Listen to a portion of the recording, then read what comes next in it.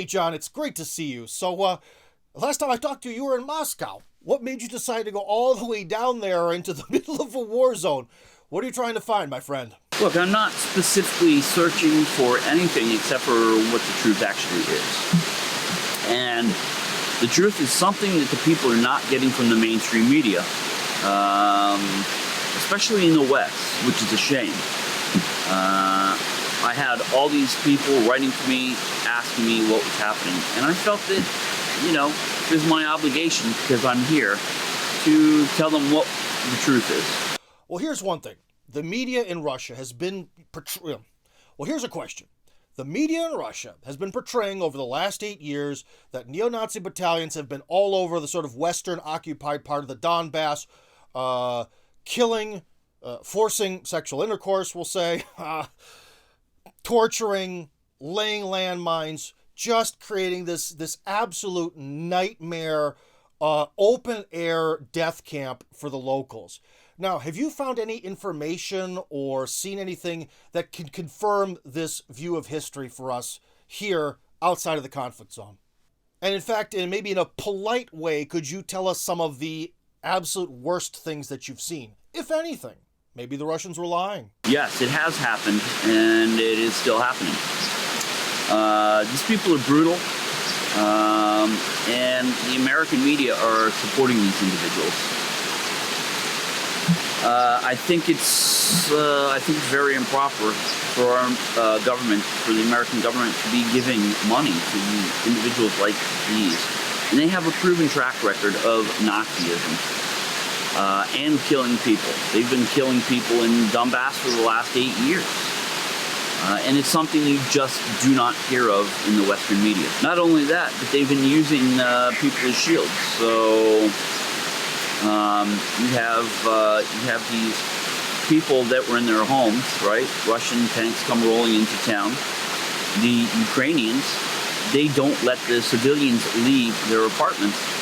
Instead, they force them to stay inside while they shoot at the Russian tanks. Now, what happened? The Russian tanks, they shoot back because they see a threat coming from this building over here. They think that all the civilians have been evacuated. They think it's, just these Ukrainian military individuals shooting missiles at them. And then the Ukrainian military utilizes this as propaganda to say, look at what the Russians are doing. They're shooting at civilians.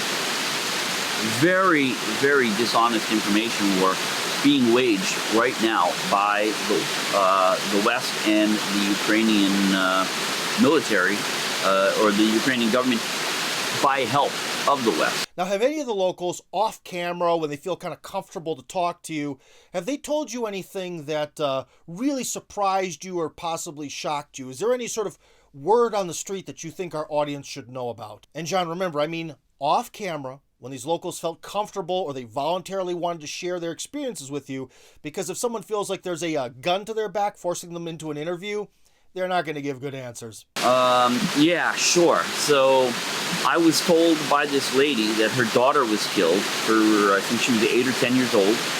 Her daughter was killed, and she had to bury her in the dirt in front of the apartment building like a dog. One of the most heartbreaking things I've ever heard in my life. But there's nowhere else to go, nowhere else to put them. And not only this, but her mother lost her legs. Her father is paralyzed from these shellings. And she lost her sister as well. So, incredibly tragic story for this poor woman. How has your perception of the war, of this whole situation, changed since you went down there personally? You know what? I'll be honest with you. I didn't actually have a perception because I had a feeling that the media in the West was lying, because they always have an agenda, and they had an agenda for this one too. So I went there with a clear mind and a clear head, and just started learning as I went. And so nothing really changed. I just learned a lot. Now, people have been telling me that the internet seems to work everywhere in Ukraine, even in the war zones, and that this is all some sort of new level of big data usage where the Russians supposedly know where to attack the mercenaries because they sort of have the big data knowledge of essentially who's creating a lot of signal traffic to Western countries, right? So essentially both Kiev and Moscow know who's on whose side and where they are based on their data usage. Is there any truth to this, or is that some sort of like sci-fi fantasy that they like to talk about in the Russian media? The internet is working in Ukraine, not every place, but it is working in most places. So, but if you go to like Mariupol, you're not going to find working internet. But most other places, absolutely it is. Now, you served in the U.S. military, and maybe you could perhaps enlighten us through this lens of someone who was a soldier. Is this conflict in line with what your sort of training or your expectations of combat would be, or is there something new, different, and strange about this? So again, how does the realities of what you've seen, how do they look from the perspective of a former American military member? Yeah, so this is kind of a new take on war, you know? A war like this hasn't been fought since World War II.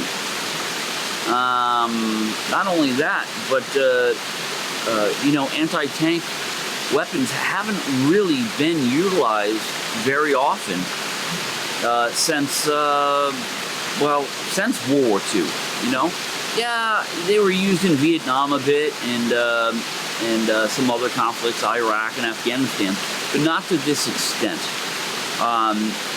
And the U.S. is funding a lot of anti-tank weapons to come here. Now, one of the problems is they are losing a lot of them, right? The Ukrainian military, they are getting captured and they are losing their javelins. So the U.S. isn't just funding these missiles to go to the Ukrainians. They are going to both sides, which America doesn't care. They just want to sell their weapons. Now, you and I as Americans sort of bear this black mark, as they call it in Russian, the sort of, scarlet letter, as it were, because of U.S. foreign policy. You know, a lot of people can't disassociate Americans from the American foreign policy that no one in America ever asks for. So have you experienced any sort of negative blowback or skepticism or even maybe outright racism towards yourself as an American in the Donbass? Look, I've been treated with respect and dignity from everybody I've encountered. They understand that I am not my government, that the American people are not our government. They are different from American people.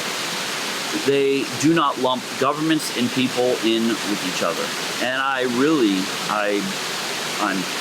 can't even tell you how happy I am about that, because frankly speaking, I'm very ashamed at what the American government is doing and what they are perpetrating on not only the Russian and the Ukrainian people, but the American people as well. They're being misled by this administration. And for what? They're being misled so they can sell weapons, and they're being misled so they can protect the Biden administration and what the Biden administration has been doing in Ukraine. Now, Zelensky is going to wind up with a huge payday out of this, and he knows it. That's the reason he is willing to sacrifice so many Ukrainian troops. Have you encountered any other foreign journalists in that region? What's their game? What are their objectives? What are they trying to show? And what's their motivations if they happen to mention them to you? Yeah, I've encountered a lot of foreign journalists here. People from Japan, China, India, Bulgaria, France, lots of different places, right? And just no Americans. And I am scratching my head and wondering, why are there no Americans here? It's because they don't want to know the truth. The journalists here, they are real journalists on a fact-finding mission. They are going around to these places and they are seeing everything for themselves and making their own determinations. They're not acting as the mouthpiece for the Ukrainian or Russian or American governments, like the American mainstream are. Now, one question I see coming up a lot on the internet is, what is it like living in a war zone? I mean, Mariupol has been blown up. I believe I saw a Russian report that they said that 65% of the buildings were savable. Yeah, right. I mean, there's just nothing left. So how do people who are still there, how do they survive? I mean, money, food, is there any sort of kind of employment? What has this been like? What is the experience of, going through living in the middle of a war? Where are the people going? That's a good question. Some people are fleeing. The people in West Mariupol are fleeing west. The people in East Mariupol are fleeing east. But a lot of them are staying, and they're staying in these bombed out buildings. They're boarding up their windows. They're getting help from other locals. Everybody's chipping in with each other. Me, myself, I've brought a lot of humanitarian aid on these trips, sponsored by a lot of my friends, and a lot of my YouTube subscribers, and a lot of my people here at Oleni Park, my friends from this beautiful wildlife preserve where I call it my second home away from home. So everybody is trying to do their part, and I know maybe as a journalist, maybe I'm not supposed to, but I don't actually consider myself a journalist.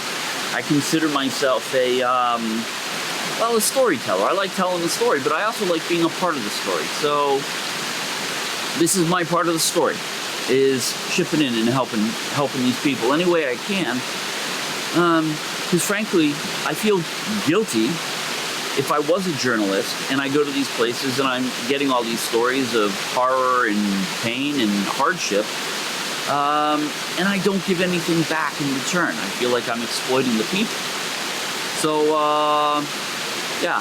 But, and it's not just regular people. The Russian military is doing a lot to help people. You see humanitarian aid trucks everywhere you go.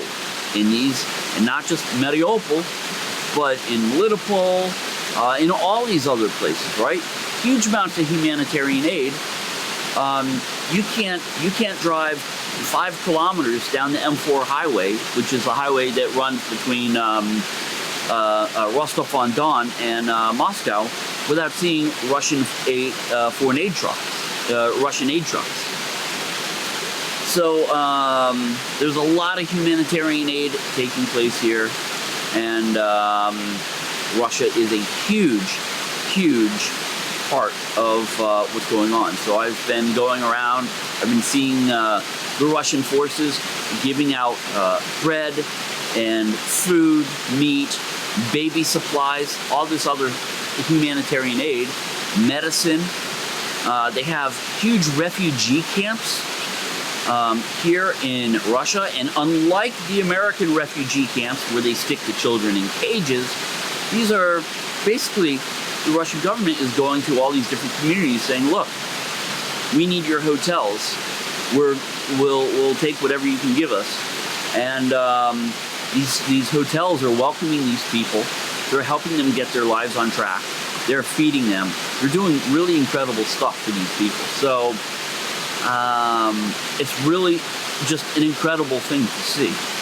Now, on the other hand, I've heard that some of the refugees are facing real difficult times for human rights abuses and discrimination in places like Poland and other countries in the West. And I think it's abominable. Now, one thing is, since you've been down there, John, you probably can figure out some of the motivations, the logic, the reasoning behind certain groups. Now, there are definitely maybe 4 overall sort of clusters of fighters that are down there in the Donbass. Now, could you give us some insight into the motivations behind the following groups?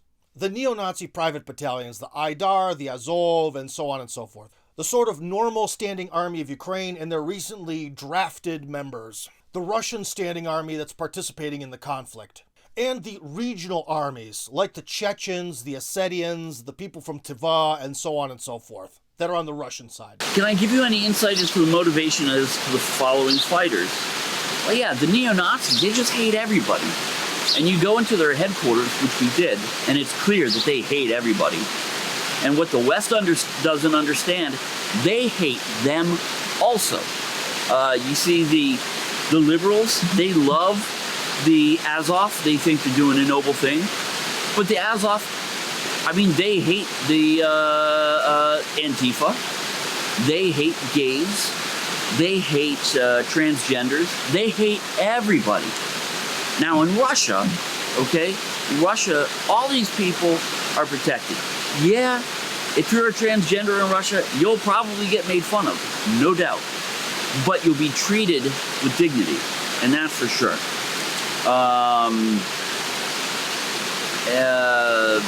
Yeah, so the Azov, they just hate everybody.